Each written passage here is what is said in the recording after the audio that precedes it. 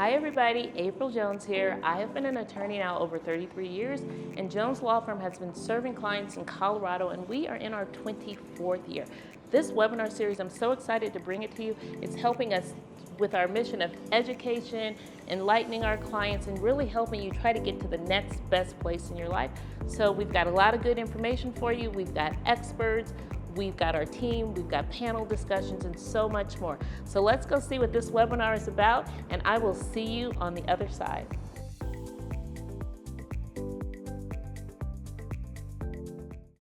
Hi everybody, I am April Jones. This is Jones Law Firm's webinar on spousal maintenance. I'm joined by some amazing lawyers on our team. I'll have them introduce themselves, say a fun fact about why they do family law, and then we'll get started. Dave. Hey, good afternoon. I'm David Collins, senior attorney at the Jones Law Firm. I've been an attorney for 20 years. I do all aspects of family law, including divorce, parenting time, step-parent adoption, maintenance, child support, post-decree issues. Why am I in family law? I have always worked on behalf of children, youth, and families, one way or the other. And so it made sense to me as a lawyer to do that as well. Thank you. Grant? Hi, my name is Grant Bursick. I've been practicing for, over 15 years now. I practice exclusively in family law, and I handle divorces, custody arrangements, and I do a fair bit of the premarital and marital agreements for the firm as well. And I practice family law because I think it is the most interesting and enjoyable litigation work that lawyers can do. Thank you. And Will? Hi, I'm Will Garby. I am a fifth-year attorney. I do all aspects of divorces, primarily focused on the financial side of things. I also do some wills and estates work too. The reason I like to practice family law is because I like to help people navigate, some extremely tough times in their life, but also the difficult financial decisions that have to come through with a divorce. Thank you. I didn't tell my fun fact. So I'm April Jones. I've been a lawyer over 30 years. Jones Law Firm has been serving Colorado. We're in our 25th year. And family law is important to me. I grew up with the parents who divorced and the father who disappeared and didn't pay child support and didn't send birthday presents and didn't do a whole lot. So to come across people who just are good people, who want to be good parents and see that they can't, that really started to stand out for me. I'm like, but he'd be a good dad, or she's a good mom, just the little girl is like, what? Why can't these people see their children? I would have loved to have my dad show up able to parent me, able to take me to Disneyland or even spoil me just for be a Disneyland dad, do something. So that is why family law really matters to me, is we can help people get to their next best life and really care for their children and themselves in a way that works. So on that note, let's talk about spousal maintenance. Goes by the name spousal support, alimony, makes people either very happy or very sad to have to pay. So let's talk about what it looks like, why we do it, and what it could mean for our listeners. David, why don't you give us an overview of spousal support in Colorado? Sure. Thank you, April. So in Colorado, if two people are married, either through a licensed marriage or even common law married, if they get divorced, one party may be entitled to spousal maintenance. In Colorado, spousal maintenance is meant to prevent one party or the other from hitting a financial cliff the day they get divorced. The cliff exists because often one party in a marriage either doesn't work or works but earns very little compared to the other spouse. It's not uncommon in our practice for one spouse to be earning $300,000 a year and the other spouse to either not be employed at all or to be earning minimum wage. When they get divorced, the spouse who is earning nothing or earning minimum wage is going to be facing a drastic lifestyle change if they don't have support from their future ex-spouse. For that reason, Colorado has in statute the right for a party to ask the court for maintenance. So if you file for a petition for dissolution, in that petition, you would ask the court for the relief you're looking for, including divorcing you, maybe getting your name changed. And one part of relief you'll ask for is for maintenance if you're seeking it. Generally in Colorado, maintenance will run for almost half the duration of the marriage. There's a formula that the courts use. It's actually in statute. And if the incomes of the parties are within the court's threshold, then a formula will be used to calculate it. There are examples of where people earn too much for the court calculator, and then the parties have to either negotiate maintenance or the court or make an argument to the court about the appropriate amount of maintenance. But in general, if you were married for 10 years, you are looking at receiving somewhere between 4 and 4.5 years of maintenance. You can ask the court for a longer duration of maintenance if you'd like, and the court can do that depending on the individual facts of the case. Sometimes we have a client who's been severely disabled during the marriage, and they will never be able to return to the workforce. You may be able to ask the court for a longer period of maintenance than they would normally calculate. Also, if you're a spouse who's being asked to pay maintenance, you may be able to convince the court that maintenance is not appropriate. There are instances where somebody is not employed but could be employed. There are instances where somebody might not be employed at their full capacity. Maybe they're walking dogs now, but they're actually a licensed veterinarian. Well, they probably can earn more than $15 an hour walking dogs, and the court can impute them to that income. So overall, maintenance is designed to assure that neither party is destitute following the granting of a decree of dissolution of marriage. Thank you. Now, if they were both destitute to start, they'll still be destitute.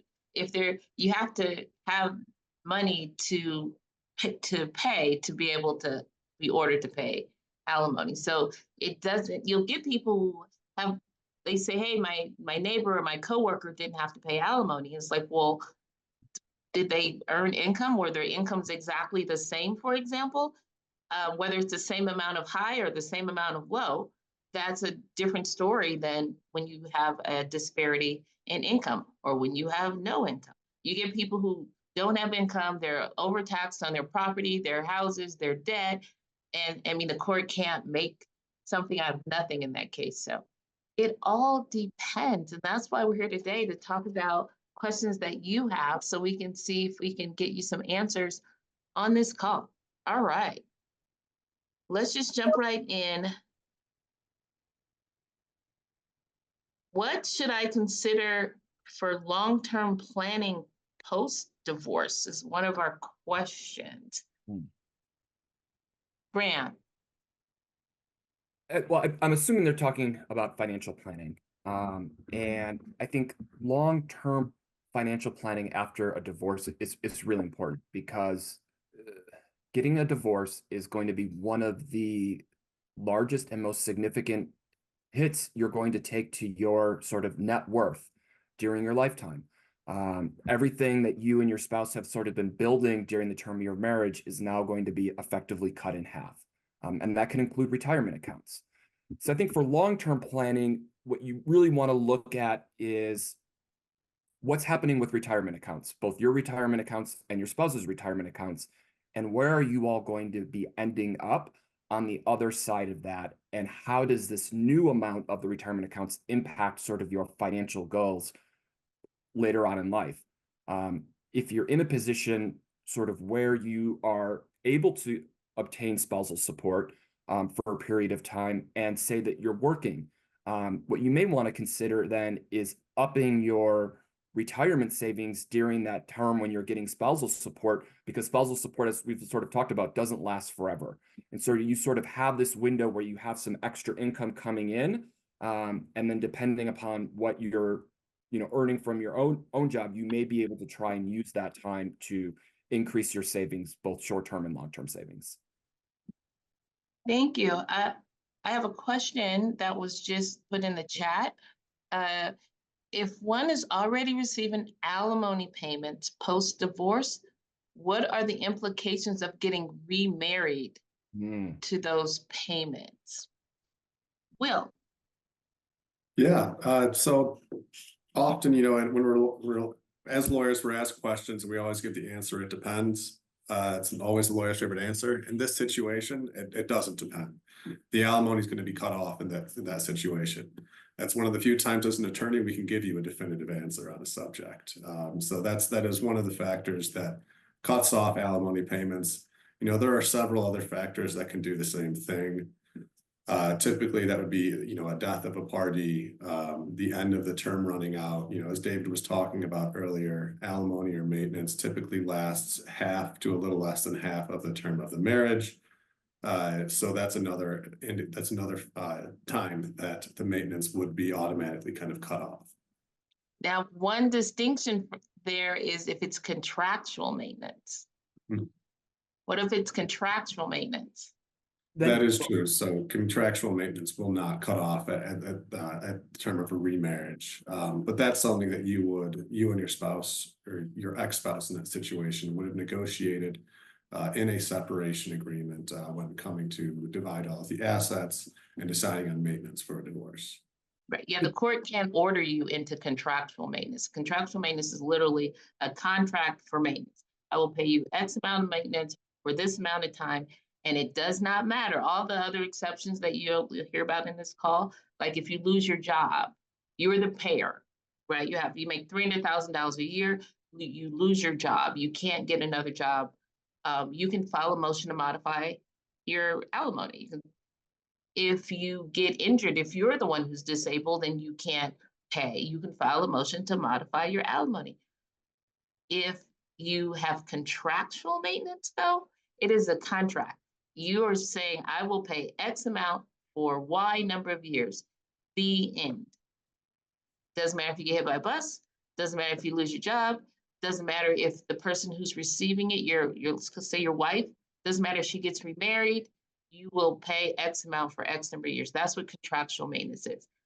The court cannot order that. That has to be, as Will said, something that you and your partner settle on inside of the divorce and make an agreement, and then the court enforces it. Unless as part of the contract, the contractual maintenance, there's a provision that says if you remarry, then maintenance will be terminated. So it's important to check that part because often that is included. And I just wanted to follow up with something that Will said about what terminates maintenance, including death of a party or death of the payor.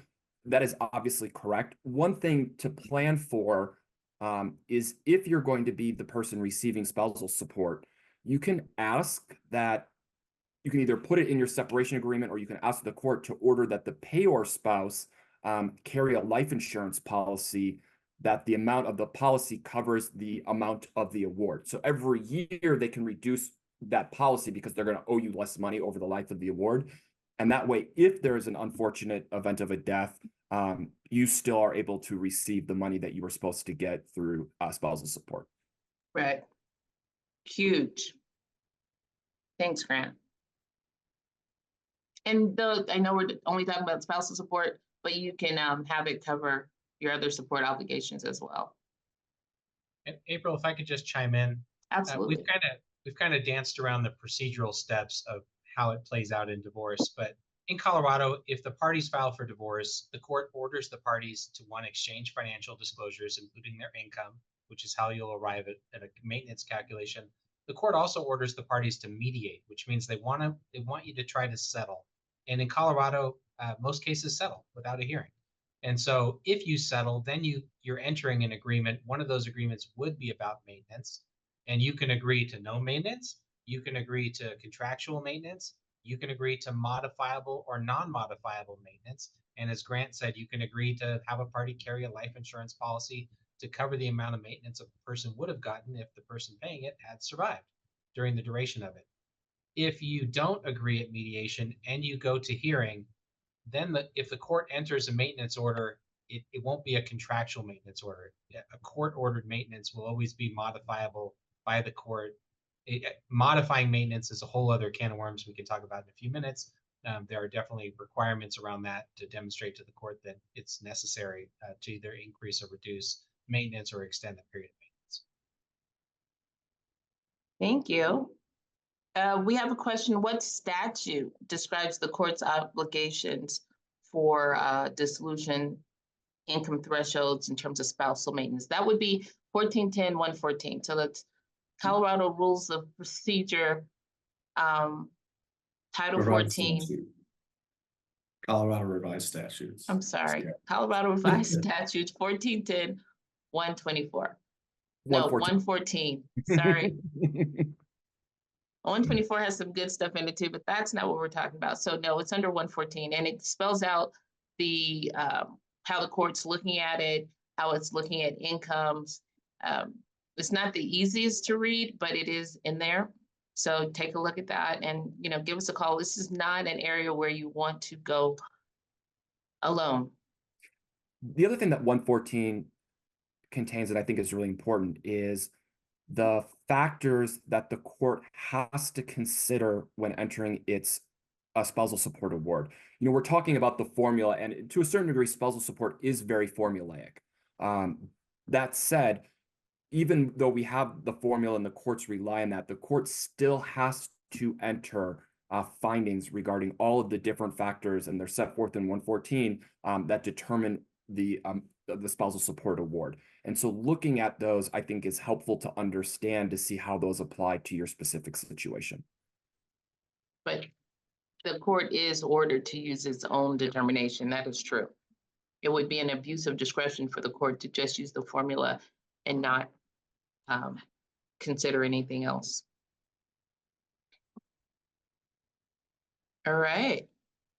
Let's go live question. My ex tells me that I'm never going to see a dime of spousal support because he'll quit his high-paying job, making 6 figures to work at McDonald's and make minimum wage. That could be like a button.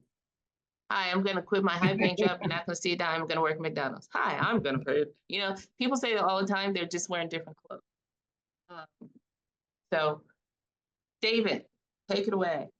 Yeah, so this is a great question, and it comes up a lot in our practice. And I've had several cases with these exact facts where one spouse did this exact thing and quit their high-paying salaried job or commission job for a very low-paying job. And the answer is that they won't generally be able to get away with it. And that's because the same statute, 1410-114, allows the court to impute income to a party who is deliberately underemployed and trying to shirk their responsibility for maintenance. What the court will do is look at the person's historical earning capacity and determine whether they will or won't be able to do that in the future. To assist with this, if we have a case where one party is deliberately underemployed, or maybe they're not deliberately underemployed, maybe they're just not employed, but they're qualified, you can ask the court to appoint what's called a vocational evaluator. They prepare a simple report that tells the court the party's educational history, their experience, and their qualifications, compares them to the market in Colorado for their specific job, and prepares a report for the court that says they can earn this amount of money, whatever it is. And in my experience, if a party is deliberately underemployed, the court will then impute that party to the amount they're capable of earning and make a maintenance and child support calculation based on that. Whether the party goes back into their line of work or not, they're going to be ordered to pay that amount of maintenance, and that will accrue against them even if they're not paying it. So it really doesn't work to quit your career and take a lower paying job just for the purposes of shirking maintenance. It's actually pretty hard to do in Colorado. And on the facts of this question, the 6 figures for the last 12 years, you'd also would make the court, you potentially make the court angry. That means something that's that obvious and that predictable is not a good move to make when you're asking the court to weigh and decide how to divide the assets of your marriage. And you can just show, hey, he just quit and this is what he makes, and here's his pay stubs. And here's the text message where he told me. So. David was just talking about vocational assessors, and I think they're really important. They can also be helpful if you're going to be the payor spouse and say that your spouse, was out of the workforce for the last 10, 15 years. A vocational assessment can be helpful because it can help the court understand how quickly the other spouse can get back into the workforce, and then what their income should look like as they get back into the workforce. And the court can adjust a spousal support award through the years to have it come down, to recognize that this person, now it takes time to get back in the workforce, but now they should be earning more money, and therefore your obligation shouldn't be as high. And so we use that to help us when we're representing clients who are looking to have to pay spousal support awards. And that really becomes more so when you're looking at a longer award as well too, right? If it's going to be a 2 or 3 year award, that's less important than if you're going to be paying spousal support for 10, 12 years. Absolutely. And if the person has 1 more year to finish their certificate or 2 more years to get, X, and then you can show their income would bump up, or that vocational report shows it. Absolutely. You can have the child support actually also, and the alimony reflected. So lots of options and opportunities if you sit down and just kind of unpack your specific situation. If you broad brush it, that's where you miss what your own opportunities are. I think an important note to add there is if your spouse is a full-time student, court's not going to impute them a salary until they've obtained their degree. There's always factors that go into that. If they're just going back to school to try to avoid having an income thrown at them, then no, you're going to have to show that degree is actually going to be useful for them and is going to help earn them a higher income in the future as well. Right. There's a good faith test, and it's still within the court's discretion. But if it is a straight up, I'm going to college, I'm doing this, it's all legitimate, then the court would not impute income for that time period. And it's likely to lead to you making higher income in the future. But you have to be a full-time student. And so often I see in cases, people try and say, oh, well, I'm a student, you should be able to, the court should set my income at 0, but you look at and you get their transcript, the number of course hours they're taking, and it shows that they are actually just a part-time student. And so that's always something to check very closely if someone's going to be making that claim in a support arena. And these days, being able to go to school part-time online, you still have lots of time available. So because the court gets to weigh in, that all gets looked at. Here is the question. It's very simple. It says, wife doesn't want to pay spousal support. That too could be a button. Wife doesn't want to pay spousal support. And I find that to be more, a more emotional, for whatever reason, the wife who doesn't want to pay spousal support, it can be a weightier part of the divorce process. And I've kind of just in my experience, I'm thinking maybe it's because, men are more traditionally expected to understand, from television, you pay spousal support. And so for you to like literally cry or not want to, socially isn't as typical. And so it does seem to be harder sometimes. And that's changing. I mean, I've been a lawyer 30 years, so things are changing, but historically it has been harder sometimes for the wife who has to pay spousal support to get their mind around it. Obviously not everybody, but sometimes you do see that. That is not a factor. Gender is not a factor in spousal support. And the fact that your wife doesn't want to pay it, again, you have to deal with the emotions of it, but it's not a factor, and the rule is the same rule. And just to add to that, it is 2024, and half of my caseload, the wife earns more than the husband, and that's how society has evolved. So we do have to tell our clients who are the wife that they may be paying maintenance depending on how the calculation plays out. Right.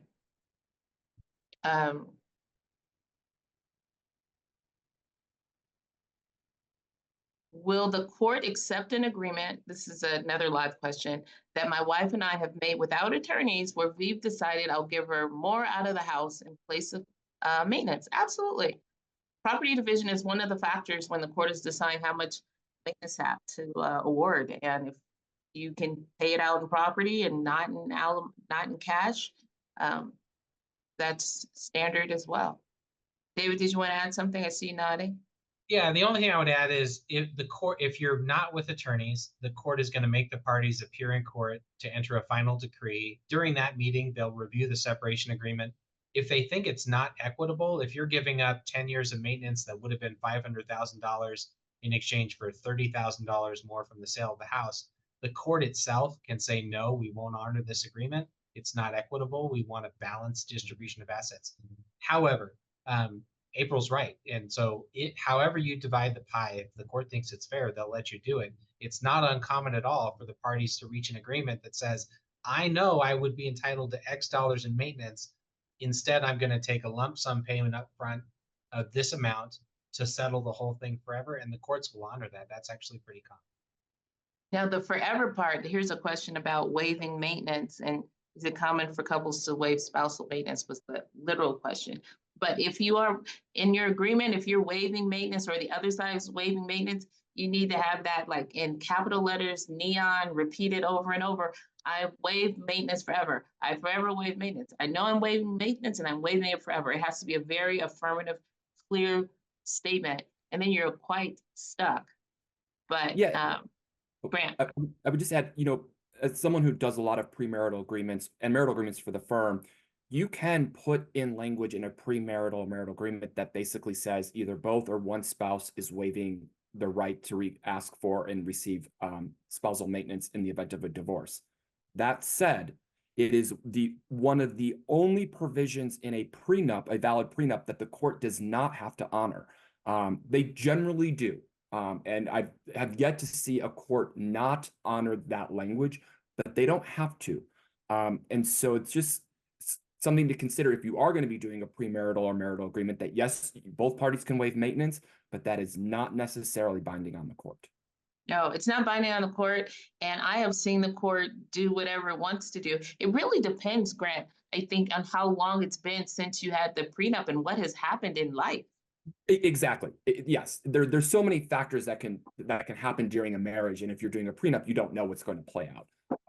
But yeah, absolutely. Yeah, I like to think of it more as it's your wishes. We wish to not have spousal maintenance considered, and we'll just letting you know. And when the judge looks at it, you don't know which judge. You don't even know if the judge is born yet when you did the prenup. So yeah, don't count on that. Yeah, I'm actually putting together a prenup right now where it's a waiver of maintenance with a bit of a savings clause in there, I would say, where we're going to put in, if one spouse starts to make X% more than the other, then maintenance would kick back in that situation. So it's waived, but up until a point. And I think that kind of would strengthen it for a court as well, to let them know that you've thought about this beforehand. The parties are making somewhat similar salaries at the moment. But if there becomes in the future a large disparity, that maintenance is kind of back on the table in that situation. Yeah, that's a good point. A lot of times you find with prenups in long marriages that, they bring the prenup, but it's so irrelevant to what all they've amassed together that it'd be like saying what you were going to do when you were 22 and now you're, 82. But sometimes people have some good stuff at 22. So you still need a prenup because it could go up in value significantly. It really depends on how your prenup is written. If your prenup allows for anything that you earn together to grow together and you've been earning and growing for 60 years, that's where you could get the big disparity. But if the initial thing was like, oil wells and rights, and now they can dig deeper into the oil well, then in 6 years it's worth even more because they can access more oil. So it all is very case dependent, and I won't do a ramble of my 30 years of items, but you should talk to a lawyer because it varies. But to go back, I think, to what this person was asking, while a waiver of maintenance in a prenup can be thrown out by a court, if you waive spousal support in your separation agreement or the document that's going to be divorcing you and you waive it forever, that's going to hold. You're not really able to come back 2 years later and say, well, now I need spousal support. So it's important to remember that if you're going through the divorce process, that if you waive spousal support, you're waiving it. Right. That's the neon forever, forever, forever, forever. So two different things. The prenup, completely different conversation, but the actual divorce paperwork, you waive it clearly, it is waived. You can get hit by a bus, you get, all of it waived. Doesn't matter. So be careful when you waive it and make sure you know why you're doing it and you've thought it through, which is why you probably need a lawyer so you can think through of what about this case and what about that case, because what seems reasonable today may not be reasonable when, a few life events happen, as they do. And one thing you can do, doesn't happen often, but you can do, if say right now a spousal support award wouldn't be appropriate. But you are anticipating things happening in the future where you're going to be divorced, but for whatever reason, it would change the calculus. The court can award what's called nominal spousal support, which is effectively $1 a month. And it sets a term period. And then that allows the court to be able to go back and adjust things after the divorce if it's appropriate, but not make someone pay spousal support right at this moment because of the circumstances that are present. Yeah, it's like a placeholder for divorce where you can, for alimony, you can go in and bump it up. So, all right, well, that concludes our time today. There were a lot of questions we did not get to. Just reach out to us. We're denverdivorceattorneys.com. That's Denver Divorce Attorneys with an S. You'll be getting emails from us as part of the follow-up to the webinar, plus the email you got talking about the webinar. So we're easy to find. We're here. We can keep talking to just let us know what you need. So thank you for your time. We will see you next time. Bye. Thank you. Bye. Hi, welcome back. I hope you enjoyed this episode of our webinar series. You can reach us at denverdivorceattorneys.com. You can call us at 303-799-8155. We're on Instagram, Facebook, Twitter, TikTok, LinkedIn. You can find us if you need us, and we're here to help. Thank you, and see you next time.